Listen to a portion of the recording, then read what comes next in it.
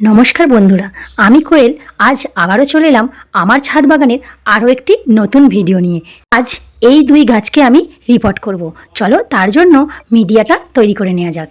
দেখো, এখানে আমি একদম বাগানের ঝুরঝুরে মাটি ব্যবহার করেছি। তার সঙ্গে নিয়েছি কিছুটা ভার্মি কম্পোস্ট, কিছুটা পাতা পচা সার এবং সিঙ্গেল সুপার ফসফেট, নিমখোল, শিংকুচি এবং একটু ফাঙ্গিসাইড।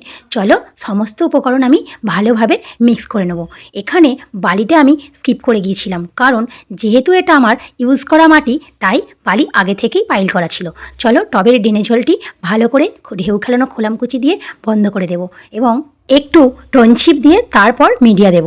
এই গাছটার আইডি ফায়ার ওপাল, কিন্তু আমি যখন নার্সারি থেকে নিয়ে এসেছিলাম তখন নার্সারির কাকু বলেছিল এটা রুবি, কিন্তু আমি আনার পর দেখলাম এটা ফায়ার ওপাল।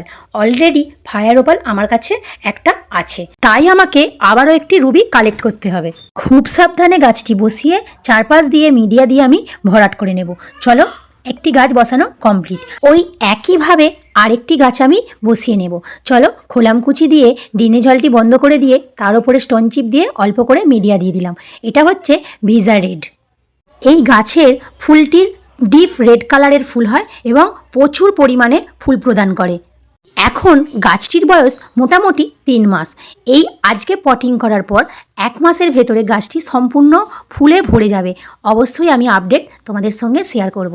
দেখো, কিছুটা মাটি আমি ফেলে দিলাম, কারণ নার্সারির মাটিটা ছিল খুবই হার্ডি, তার কারণে শিকড় একদমই চাড়াতে পারছিল না। সেই কারণে অল্প একটু মাটি ফেলে দিয়ে আমি প্রতিস্থাপন করব। চারপাশ দিয়ে মাটি দিয়ে ভরাট করে দিয়েছি।